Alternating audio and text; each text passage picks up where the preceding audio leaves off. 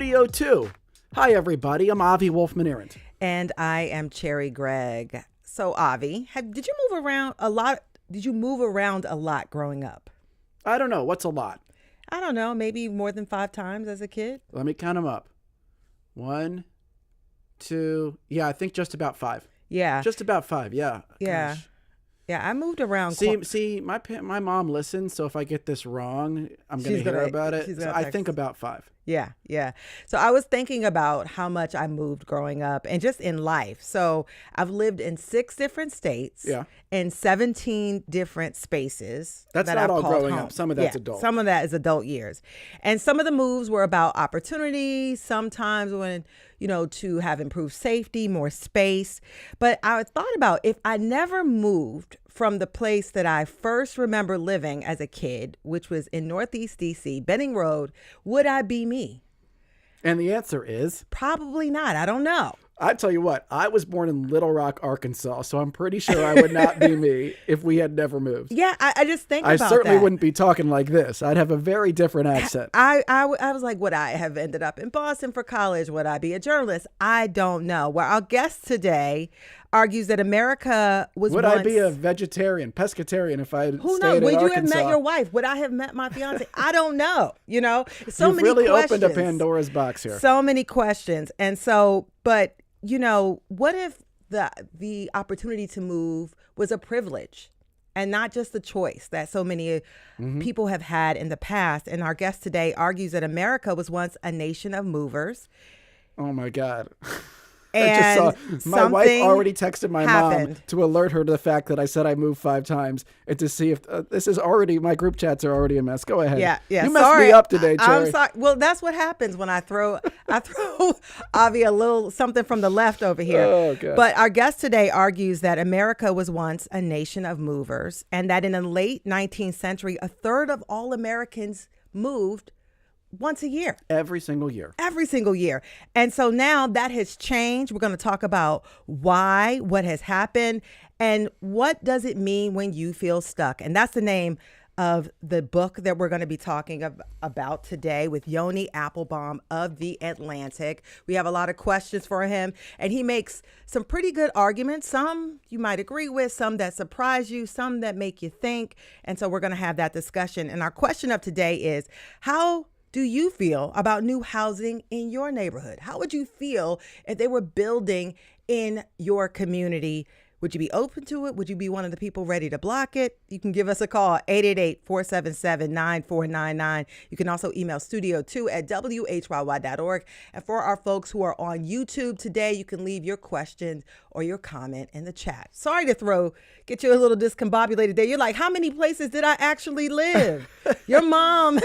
It was like 2 different places in Arkansas. There was a place in DC, a couple places in Maryland. I think it was 5. Yeah. But it's a fascinating book, right? And it's a fascinating argument because what Appelbaum is saying is that progressives, through restrictive zoning policies, often concentrated in very blue areas, have limited mobility and opportunity and created, writ large, the resentment and backlash that ultimately swept progressives out of power, right? And so that's kind of where your ears start to perk up. I was trying to tease y'all, but that's the argument. No. I mean, that's the argument. That is the big argument, and I'm curious what people think about that.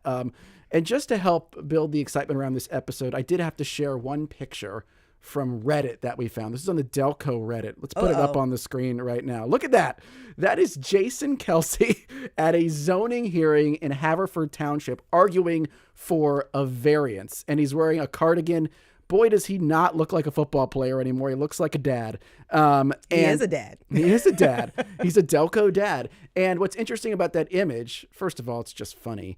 But second of all, there is a lot of democracy embedded in this. The idea that if you want to change something about your property, you have to go to your community and your community has some say about what you do. Like there is something that's sort of calmingly democratic about it, but there are repercussions. But there are repercussions as well. So Jason Kelsey, if you're listening, if you have thoughts on that variance or other variances in Haverford Township, give us a call, 888-477-9499, studio2@whyy.org. But first, The big breaking news of this morning: a judge in New Jersey has dismissed all charges against prominent South Jersey political figure George Norcross and all of his co-defendants in a sprawling conspiracy case. 13 charges of racketeering and criminal enterprise tossed out. The New Jersey AG, Matt Placken, says he will appeal. But right now, this huge case, probably the biggest corruption case going in our region right now, is over. Yeah, I will say what stood out to me is that the judge's order is around 100 pages long, and I had a chance to sort of scan it.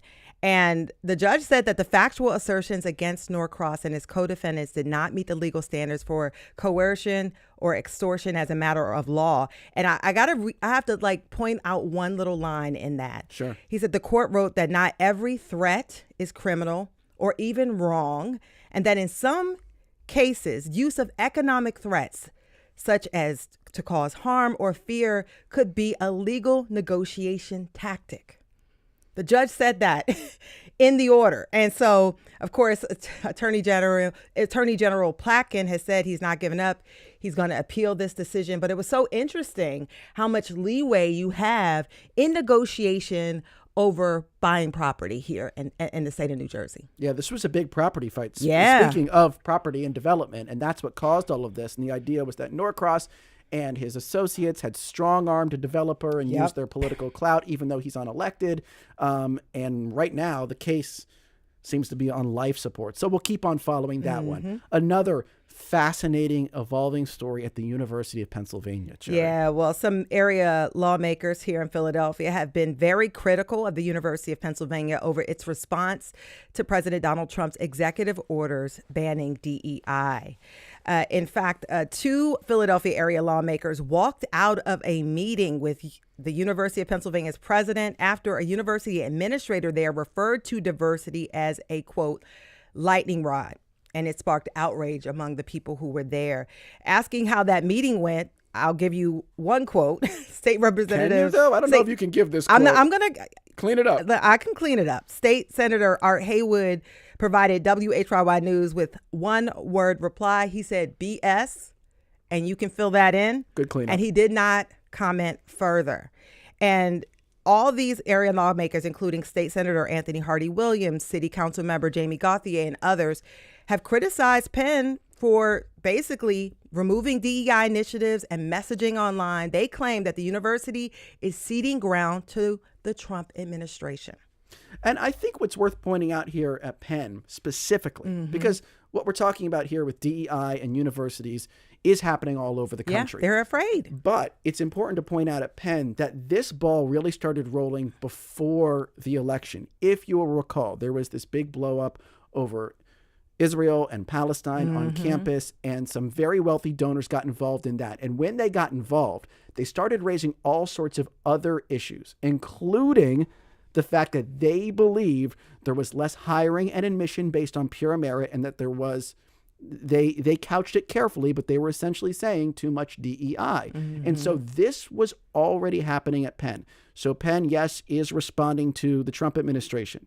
Yeah. But you can't help but think they're also responding to a lot of what their very wealthy donors want to see happen here. There was a letter that was made public written by a guy named Mark Rowan. If you want to go and look this up, we talked about it before on the show. This was already bubbling at Penn. Yeah, but I mean, and there are other reasons. I mean, the Trump administration has threatened to not give federal funding. Of course. Penn is heavily reliant on federal funding. No doubt. For medical research and all sorts of things. So there are multiple factors here. By the way, great reporting by Jared Mitovich for WHYY. Yeah, great job. Great job. Really good reporting. And finally, it looks like the birds are flying south to Washington, D.C., specifically the White House. Despite internet confusion, it does seem the Eagles are set to go to the White House to celebrate their recent Super Bowl win. Here's the backstory. In 2018, after winning the first time, the Eagles were uninvited by Trump, not because the team specifically declined, but because several prominent players said they would not go. And that the Eagles were not the only team. A bunch of other teams did not go to the White House during Trump term 1. Fast forward to this year, even before the Super Bowl, there was this weird report circulating from an outlet called Sun.com saying the Eagles would refuse to go even if they won. This got spread all over the internet like wildfire. It was bad information, apparently, because the Eagles have already told several outlets this week that they would go to the White House if invited. And then yesterday, Trump confirmed in a press gaggle that they will be invited. Let's hear that clip. I thought it was a great performance by them. And absolutely, they'll be extended that invitation. Would you do that right away, by the way? We'll do it right away. We're going to do it sometime today. And they deserve to be down here, and we hope to see them. So that's that. And by the way, the internet is undefeated. You can't believe everything you see. And I will say, I saw that post about the Eagles. The internet got defeated here badly. Yeah, well, I mean, but so many people shared this. Yes. Prominent people who are smart people. Yes. And now, we have to go clean it up. And it sort of underlines the reason why, or should I say highlights the need for journalism. Because one of the things I did was Google, what are the sources for this? And when I did not see a reputable source, I said, I'm not sharing it. Yep, media literacy, folks. It applies to people of every stripe and every background. Please do it when you see information that seems maybe a little shocking. Yeah. All right. We might shock you with the premise of today's show. It's all about housing development, why it doesn't happen. And we want to know, would you welcome new housing in your neighborhood? Give us a call, 888-477-9499, Studio 2 at WHYY.org. We'll be right back.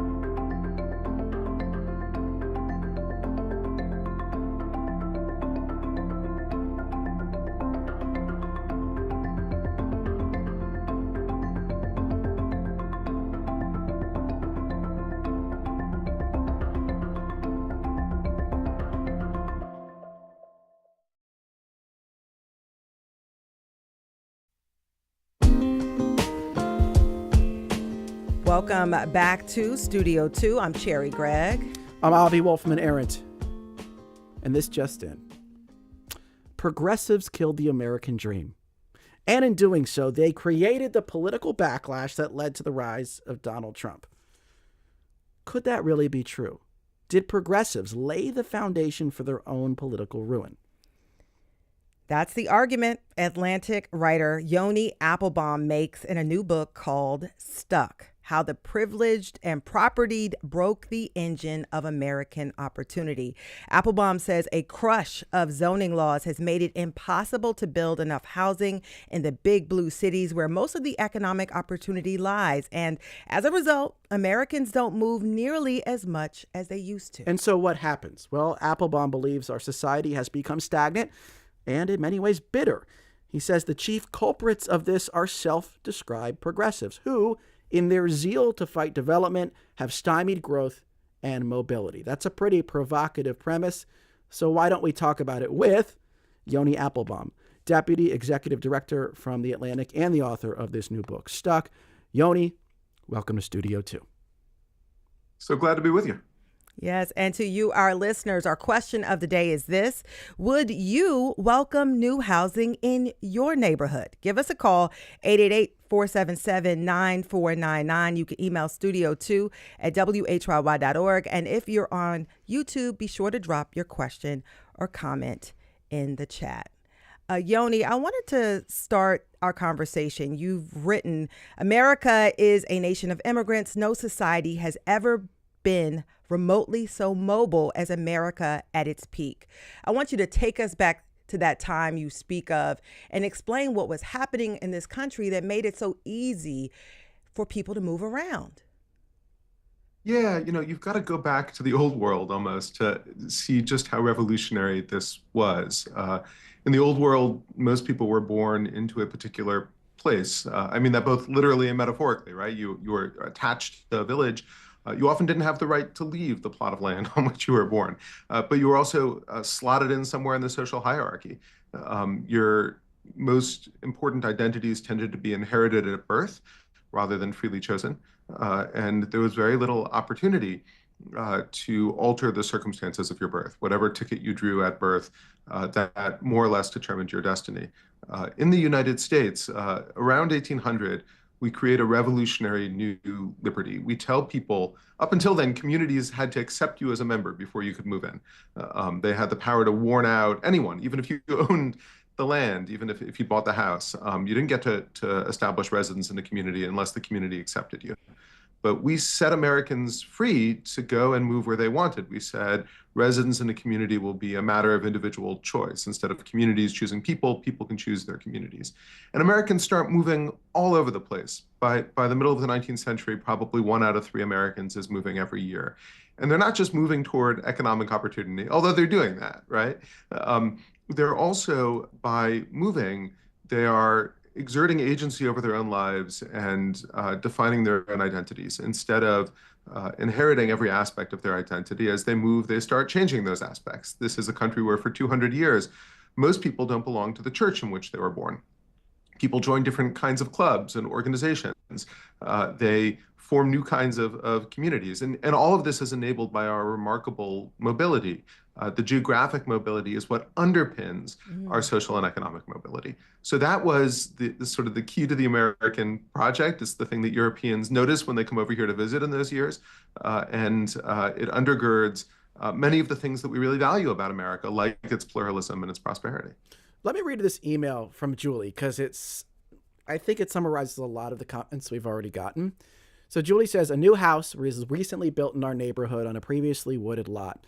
Not only does it not fit the character of the neighborhood, but it took a lot out of the beautiful greenery that helped prevent flooding. That's not to say that all new housing is problematic, but a lot of builders and developers seem to not give much consideration to the local community. There's definitely this idea, Yoni, that it's unusual to build something that would violate the existing character of that neighborhood. But what about in the 19th century or the early 20th century? Mm-hmm. Was that type of building happening all the time, or was it actually quite rare?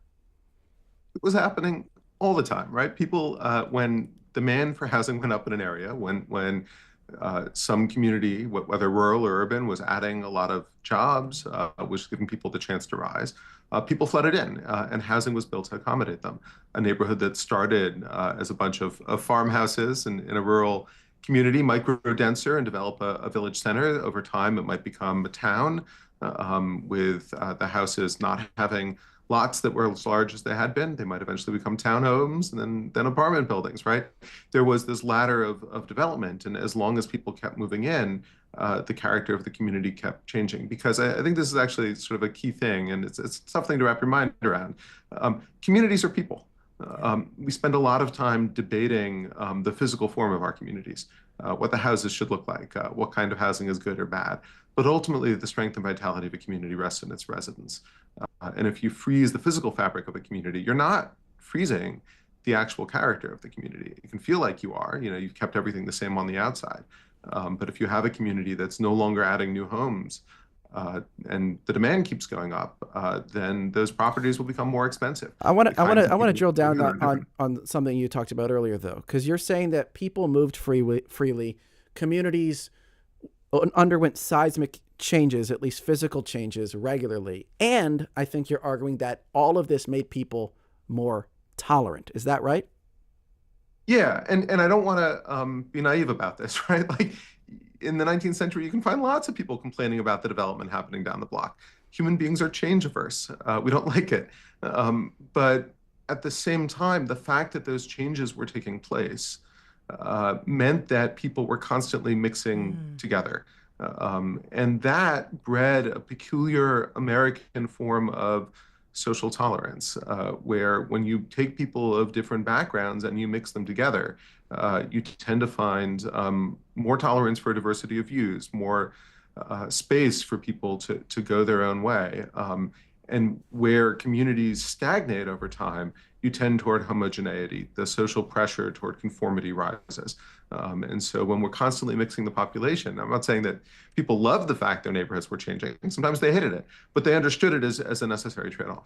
Yeah, I want to ask about the psychological mindset, because when you move around a lot, you have to set your mind up to be able to do that versus being the type of person or family that stays in one place. What type of psychological mindset did most Americans or many Americans have during that time? Yeah, I can look at the contemporary psychology research on this today, where psychologists go out and they ask people, do you intend to move in the next year, in the next 5 years? Some of it has to do with having a different mindset, but a lot of it, turns out, has to do with whether or not they follow through on the move. So many more people will tell researchers that they would like to move or intend to move than actually do. And the people who move, when they move, become more optimistic, more entrepreneurial, likelier to join groups or organizations or otherwise invest in their community.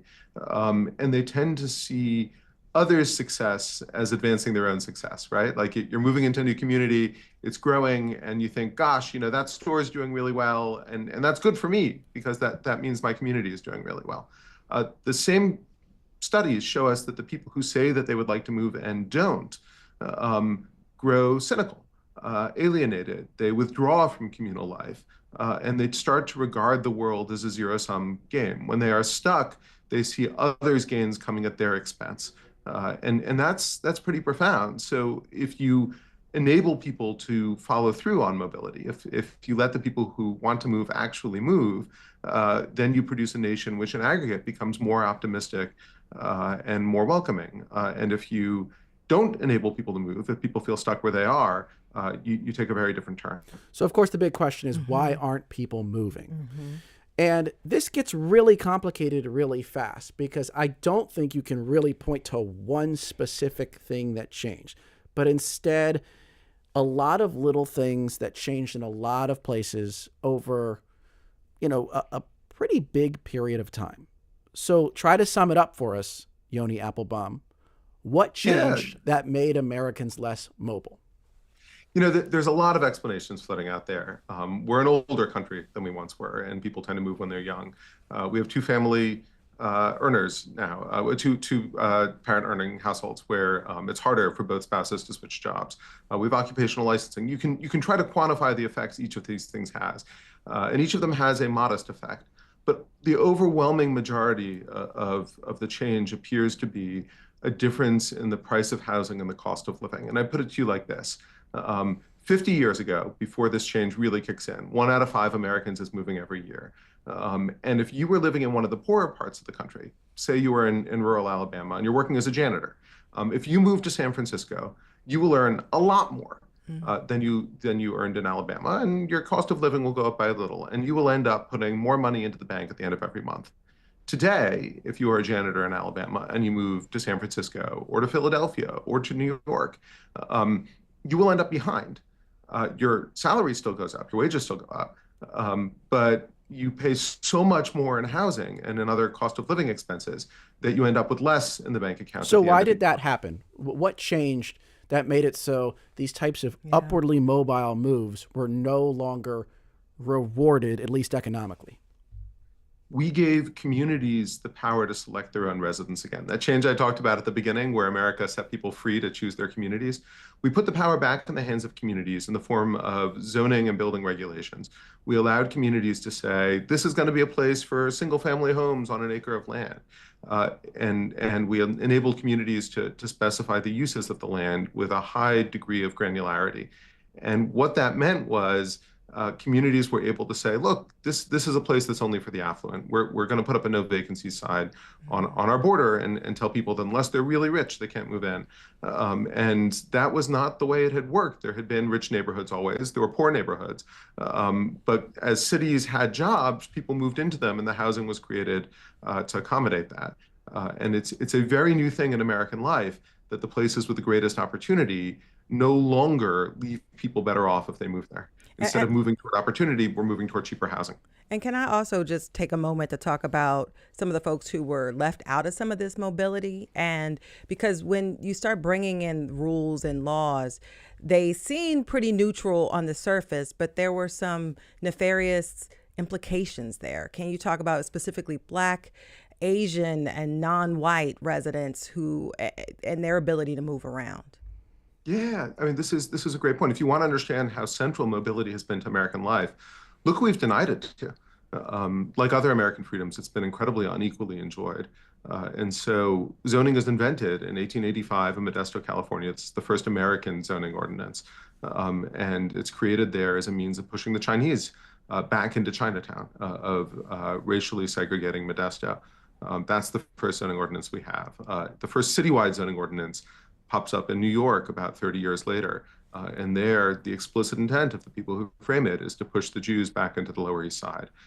And as it spreads nationally, it is often used to segregate Black communities, where the Constitution had enshrined certain protections against overt discrimination. But zoning becomes a means, as long as you can write a neutral statute, a facially neutral statute, you can resegregate your communities by class and by race, which are always linked in America. But here's what's interesting, though, at this point, one of the things that you argue, Yoni, is that the people who back the zoning laws, who create the zoning laws, even on their face, would be against everything that you just said. They would say, we're pro-diversity, we're pro-inclusion, and yet they also would say, we need laws and regulations to control development. So here's a comment from Dale who says, does Appelbaum believe that conservatives living in wealthy suburbs welcome new building in their communities? I don't think so. I think that all people tend to obstruct anything that changes the nature of their community. What's your argument that political progressives are the ones most responsible for the zoning changes that limit mobility and opportunity? Yeah, so I think your commenter makes a terrific point, right? You can find people who will say, not in my backyard, of all incomes and races and creeds. This is not a impulse that is confined to the progressive movement. But it's also an empirical question. We know where the zoning movement came from. It was created by the original progressives back in the progressive era. It was expanded nationwide by FDR's New Deal, which made zoning communities and to the earlier point, putting racial covenants on communities a precondition of federal lending. You couldn't get a federal home loan, a federally insured home loan, unless you did that to your community. And then in its most recent iteration, it was progressives who pushed for the right for private individuals to sue to stop zoning decisions that they disagreed with. And so each of those changes was led by the progressive reformers of their era. And I can tell you that today, it is progressive jurisdictions that have layered on the tightest rules. In California, there's a great study which shows that for every 10 points more liberal a city grew in its vote share, the number of new housing permits went down by 30%.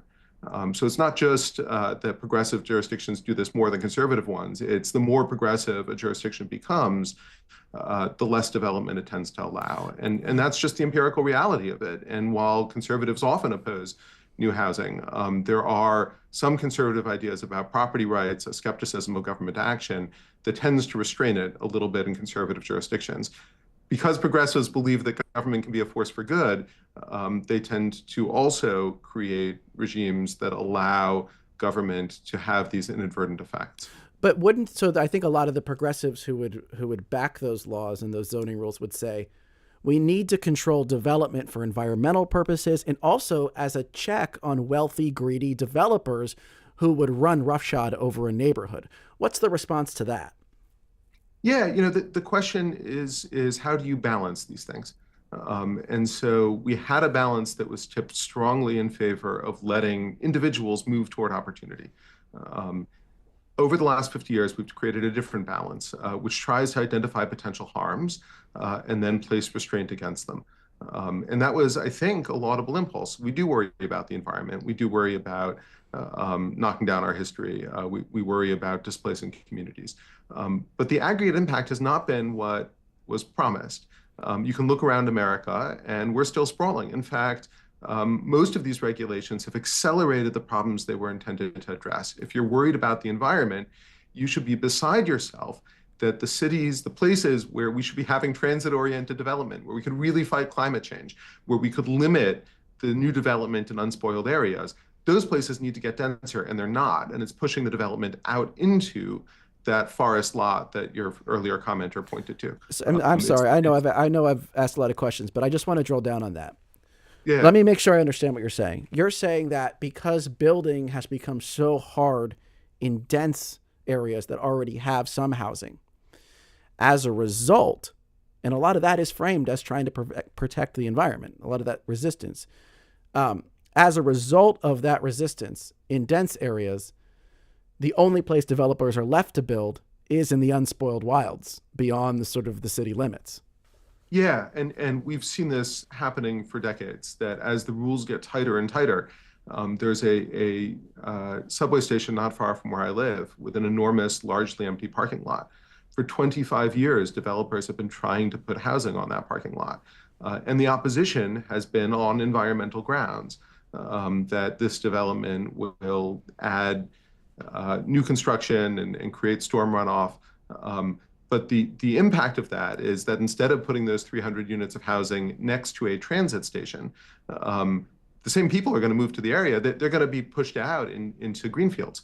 And so this is what we see over and over again. If you don't let the new development happen where the demand is, where it can minimize its environmental impact, it gets pushed out into the areas that people genuinely want to protect. By the way, what you're talking about, that metro station, is the one in my hometown, Tacoma Park, Maryland, just on the other side in the DC area. And we actually have a graph here from Zillow. Here's how housing changes have changed over just the last 6 years or so in Tacoma Park, Maryland, according to Zillow. And it's basically a line straight up. And if you zoomed it out even more back to 1990, when we moved there, or about when we moved there, it would be an even more dramatic line. So yes, in that area, housing costs have increased greatly, and there has been a sort of, artificial cap on building and development. Yeah. And I want to encourage our listeners to call in. Our question of the day is, how do you feel about new housing in your neighborhood? The number is 888-477-9499. You can email studio2@whyy.org. And if you are watching on YouTube, you can leave your question or comment in the chat. We actually have a caller on the line. We have Jack from Philly. On line 1, you are on Studio 2. Jack, what is your question or comment? Hi. Thanks for having me. This is a great talk. I just wanted to say I've moved from cities, and I'm in a city now. There seems to be a lot of housing that's like overpriced, and it's like empty. Like there's a lot of people moving in. There's just a lot of empty apartments, and so I wonder why reducing restrictions on development would make it solve that problem. It feels like it's just right for developers to come in and make cheaper housing and charge more for it because it's an exclusive area. And I've also seen areas in the U.S. where landmarks, places of character, are destroyed for these types of 5/1 developments, and they just kind of stay empty, and they just kind of know that people will move in eventually, but it's just a slow drip. So ask your question. What's the question you have for Yoni again? I just want to make sure I understand. Well, I'm just wondering why there's so much this sort of expensive empty housing that are new developments in cities like Philly, or I've experienced in Raleigh, North Carolina, where it's all in the city center or around it, but then or in areas like Fishtown, where it's pretty expensive rent, and they just kind of stay empty for a long time while there is obviously a need for housing. I don't see why we should reduce restrictions if we're already having that issue. Yeah. Thank you. That's Jack from Philly. Yoni, do you have any comment on that? There is a lot of empty housing in these urban or empty properties in urban areas that are not being used, properly utilized for housing. Would that help? Yeah, obviously if we could get people into apartments that are vacant or being held out in favor of higher rents, that does help. But I'd encourage the caller to step back and look at the biggest possible picture here. Developers are in it to make money. That's what they do, right? And they're building this housing because they think that there is a high demand for it. And what economists tell us about the production of additional housing is it tends to come in at the top of the market. And you can drive past that building and say, the rents are too high. That's not what we need in our community. But you can also study the chain of moves that adding new housing at the top of the market creates, because somebody's moving out of where they are to move into those new apartments. And it may take a little while, but they'll fill, as the caller said. They're vacating some really nice units, and other people are moving up into those nice units. You can trace a whole chain of moves typically when a new building comes on the market, and it may be 10, 12 families, each of which is moving up to a place that's a little bit nicer than the one they previously occupied. Or maybe they're paying a little less in rent than the place they previously occupied. And so what we can see over and over again is that adding those units at the top of the market helps everyone. And it's a little hard to see, because when you're going past that new 6-story apartment building, you're thinking, this isn't for people like me. It's not helping people like me. And when a city like Austin adds a lot, you can really see the rents come back down. And Yoni, we're going to have to leave it there. Yoni Appelbaum will be right back after the break. I want to talk to you about the getting stuck and how that connects to political ideology. Also, some solutions. Studio 2 will be right back after this break.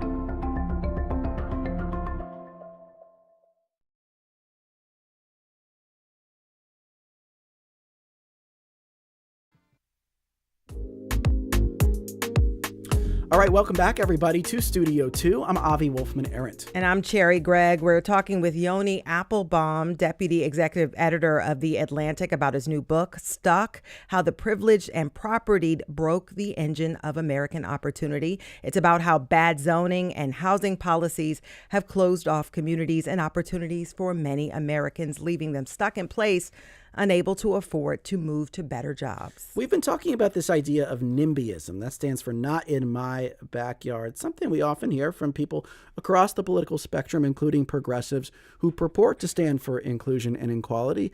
But when a multi-unit apartment is about to be built down the road, maybe sometimes they're the first ones petitioning against it. We were talking before, Cherry, about those signs that say, "In this house we believe," and then you could put one next to it that says, "But don't build another house next to mine." Not here. So we ask you, would you welcome new housing in your neighborhood? And are these fights going on where you live? Overdevelopment. Give us a call, 888-477-9499. Email studio2@whyy.org. Hey, if you're on YouTube, drop a comment right there in the YouTube live chat. And so, Yoni, you found that people who never left their hometowns voted for Trump. They were more likely to vote for him. What's the connection between staying put and political ideology? Make your argument. Yeah, so there's two connections here, right? One is when communities are not dynamic, when people are not moving in and out, over time, the views in those communities will tend toward homogeneity. We conform by instinct, and we know that our politics are growing more geographically polarized. That has happened over the same 50 years that we're moving less and less, and the two are causally linked. We're polarizing as a country because we're no longer mixing people around with different views and opinions. But there's a more profound link here too, which is that in those communities where people want to move and cannot, and not everyone wants to move, and that's fine, but the people who want to move and feel trapped, they tend to feel pretty angry about that they've been deprived of a fundamental American freedom. Not just the freedom to move, but everything that it entails, the freedom to chart their own path through the world, the freedom to have a sense of agency in their lives, and to pursue the kinds of opportunities they thought they should have. And people get really angry when they are deprived of their freedoms, when they look at their lives and the lives of those around them, and don't think that they're enjoying what previous generations have enjoyed. Donald Trump is a genius at identifying grievance. And he zoomed right in on that and realized that a large number of Americans lack a sense of agency in their own lives, lack the ability to pursue opportunity as previous generations had done. And he spoke to that anger, I think, very effectively. Do you think that restoring mobility would reduce political polarization? I think we have extraordinarily robust research to say that's what it does. It reduces the polarization by bringing people into contact with others with whom they can form really valued relationships. Like if you're attending church every Sunday and there are both Democrats and Republicans in that church, and you know these people and you love these people, it's a little harder to demonize the other party. But it also changes our whole orientation. When people move, they grow more optimistic. They see that pie growing for everyone. And so if you restore mobility, the politics of grievance lose a lot of their purchase. Instead of looking for people to channel the rage and the anger that they feel, Americans start looking for politicians who can channel their optimism. I want to bring in another graphic now. We're all about charts today on Studio 2. This one is from the Inquirer back in 2023, and it shows where in our region new housing is being permitted. And what you can see there, I'll describe it for folks on the radio, is that for the longest time, much of the building was happening in South Jersey and the PA suburbs. That's where people wanted to be, and that's where housing was being built. Very little being built in Philadelphia. And this is sort of in the era of white flight, right? But more recently, a lot of the housing is happening in Philadelphia, and very little is being built in the suburbs in South Jersey, even though that's where most people live. And frankly, that's where most people probably want to live. But here's my question for you, Yoni. If that is indeed what's happening in lots of places, the housing is sort of not being built where the people want to be, why doesn't the opportunity then follow? So if there's lots of housing being built in the American Southwest, even though there aren't lots of jobs there now, why wouldn't employers just relocate there to rebalance the equation? Isn't that what free markets do? Yeah, it might be nice if things work like that. I spent a week writing this book in Flint, Michigan, which is a place with lots of cheap housing. They have so much that they're tearing down the houses because they can't find anyone to live in them, but not a whole lot of employment. It was a place that Americans migrated to when it was offered more opportunity perhaps than any other place in the country with the auto factories. And as those shuttered, the opportunities fled. The jobs don't necessarily follow the people. They're driven by other factors, the cost of energy in a particular region, or a dense web of other businesses and firms that create network effects. When those jobs are in a particular place, like Silicon Valley is a great example of this. If you can move the people to Silicon Valley, you can change the trajectory of their lives. If people are living someplace else, the tech firms don't necessarily migrate out of Silicon Valley because there's lots of other factors that are keeping them invested where they already are. And so this is really a market distortion that we have produced. Markets do tend to self-correct over time. In this case, zoning has broken the balancing mechanisms of the market. But at some point, wouldn't the incentives just be so strong because the cost of housing is so high that there would be increased mobility again? Like, even in the long run, shouldn't this self-correct? Well, I hope it will, but we may not like the consequences. Right now, many blue states are emptying out, and it's red states that are adding population. If you're a progressive, that may alarm you because along with that flight of the population comes a flight of electoral votes, congressional representation. So it's having major political consequences already.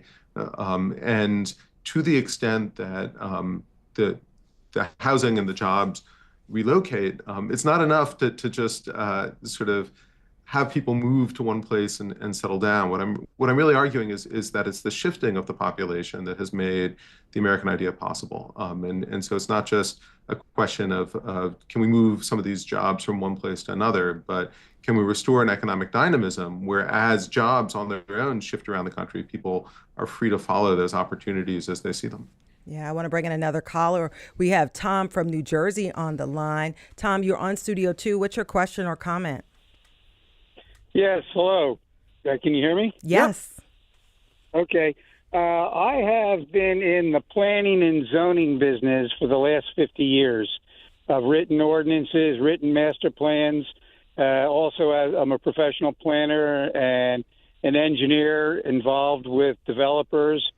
And the not in my backyard theory is not overstated enough.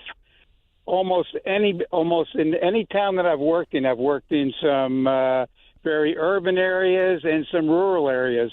Nobody wants more development in their town except the developers. The developers are only looking at one thing, and that is making money. They'll go wherever they can make the money and where they get the best prices. So across the board, as soon as something new comes into town that's going to all the easy land has been developed. Now they're stuck with developing the land that has all kinds of constraints on it. I have seen a bit of a turn in that many towns in New Jersey are encouraging development in the downtown areas that are along the rail lines. They are making way for. And what do you attribute that to, Tom? Yeah. Real quick, what do you attribute that change to? A way to. It's in areas of redevelopment. I think they get some incentives from it, and I think some people are now realizing the importance of the rail system. Yeah, interesting. Thank you, Tom. That's Tom. That's okay. Tom from New Jersey. Thank you so much, Tom. And, Yoni, I want to kind of ask you, start talking about solutions here, because you have a prescription, a 3-part prescription that could help make a difference and encourage more housing. Can you tell us what that is? Yeah, and I'm so glad Tom called in, because he's right. I mean, you'll see this everywhere. But he's also pointing to something else, which is that there is generational change here. I think one reason we're seeing more openness to developing downtown is lots of younger Americans can see this as a problem and are demanding change, and there's a growing political constituency. So it can be harnessed, I think, in 3 ways. One is I think we really need to simplify the zoning rules. The states delegated that power down to cities and towns. They retain the capacity to set these rules. And if you simplify the rules so that there's only a handful of designations that can be applied by local communities, you not only create a more equitable set of rules that don't allow richer communities to do this differently than poorer ones, but you also make it a lot easier for builders who can figure out solutions that work in one community and apply them someplace else. So that's the first thing, is simplify the rules. The second thing we need to do is we need to be a lot more tolerant about housing types. The housing that works for me when I'm young may not be the house I want to raise my family in. It may not be the apartment without stairs that I want to retire to. At different parts of our lives and people with different income levels, they have different housing needs. And when we say this community is only for single family homes, we're really saying this community is only for a certain kind of person at a certain stage of their life. And I think that's wrong. That if we grow more tolerant about what our communities need and individuals' needs, we can create a greater variety of housing. And the third thing to bear in mind is that we've got a 50-year deficit to make up. When you put up one building and housing prices don't come down, people say, see, that didn't solve the problem. Mm-hmm. But it's sort of a teaspoon out of a bathtub of need.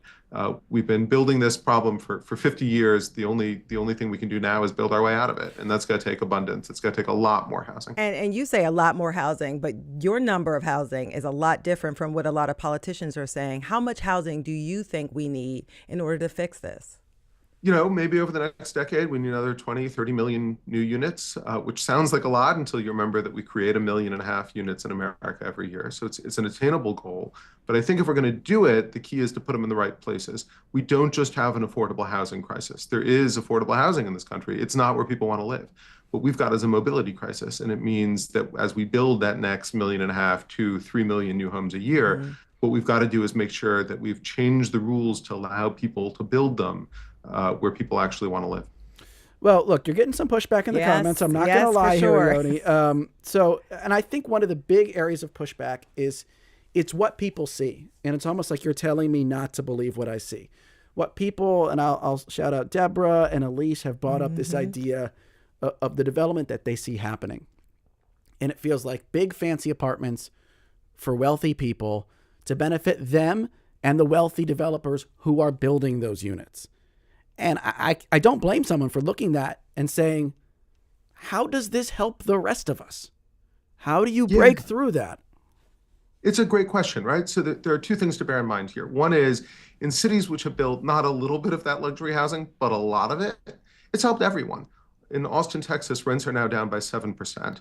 And they got there by building a lot of housing. Developers want to make money. They're going to build the luxury units. They're going to build at the high end of the market. You're saying you have to accept that. Developers are going to make money, folks. They are. Like, that's what they're in it for. And that's okay. We can harness that to help all of us. We can use their greed to public good. And so they're out there trying to make money by building high-end apartments. But as they add all that supply to the market, it does help everyone. We keep testing this theory. It keeps working in practice. So we've got to change the way we look at it. But the other thing I'd say is that if you ask somebody, do you want a new apartment on your block? Of course they're going to say no. I would probably say no, right? Like, I don't want the construction noise. I don't want to fight for parking spots. Yeah. I can see all of the things that might do to make my life not as good. What I don't necessarily stop to think about, and where we can change the conversation, is what do I get out of it, right? And if I ask the same question a different way, if I say, do you want to live in a community with a diverse population? Do you think that the daycare workers and the nurses and the firefighters who serve the people in your community, should they have the chance to raise their own kids in your community? If I ask the question like that, suddenly it's a whole different conversation, because you're not just talking about the building, you're talking about people. You're talking about values. You're also talking about the values that appeal to progressives. And I see you're talking about a paradigm shift in how we talk about this. Don't talk about it as construction. Don't talk about it as development. Talk about it as values. And these are progressive values. If progressives have helped create this crisis, and I think they have, it's one strain of a complicated tradition. There's another strain of the progressive tradition which says America should be a land of opportunity, it should be inclusive, it should be diverse, and we should center people in their needs. And if you let people see that the aggregate impact of all of the zoning regulations is that people can no longer have the kinds of lives that progressives think they should, then you get a shift in the conversation, because it's not just about the construction noise or the dust. Suddenly it's about allowing people to be empowered to lead the lives that they want and to give more opportunity to their kids. And those are progressive values. Yeah. What do you want people to take from this book? Because we live in Philadelphia, progressive city. Our mayor has said affordable housing, more housing is at the top of her list. What is your prescription for her based on this book? Yeah, I think I'd say to her and other policymakers, don't forget about mobility. It's easy to say what we need to do is just add affordable units. But unless we're really increasing the supply, the cost of even building affordable units keeps going up and becoming prohibitive. But if you can greatly increase the supply, it's easier to meet the needs of people who the market is not serving. It becomes easier to restore mobility for Americans and give them the chance to move toward opportunity. We can get that done. I know that we can get it done because this has been such a recent change. This was how America worked within the lifetimes of many of your listeners, and it is how America could work again. So you're saying if my neighbor wants to build up 2-3 stories, I got to let it happen. Let him. Yeah, that's the message. Yeah. All right, so that's a little bit of sacrifice. We'll see if people can get on board with that. But what you're saying is there's going to be a societal payoff. I'm holding you to that, Yoni Appelbaum. We'll all be better off. Thank you so much for this book and this conversation. That's Yoni Appelbaum. He wrote this book right here called Stuck: How the Privileged and the Propertied Broke the Engine of American Opportunity. He is also a deputy executive editor at The Atlantic. Thank you so much for your time today. Thank you. Yeah, fascinating discussion. I know this article got you hooked a couple weeks ago, yes, and you've been hooked. I can tell. I can feel it. So were people convinced? The comments say no. They were not. They were not. But maybe, changing the conversation, as Yoni suggested, will do that. And I want to say thank you to all of you who wrote in and commented. Also to our producers, Debbie Builder, Paige Murray-Bessler, and Andreas Copes. Thanks to Mike Schiffler, our visual producer. Thank you to Al Banks and Tina Kalikay, and to our executive producer, Kevin McCrory. From Studio 2 at WHYY in Philadelphia, I'm Cherry Gregg. And I'm Avi Wolfman Arendt. We're going to knock this show down and build a new one tomorrow. And that is when we will talk to you. We will be back.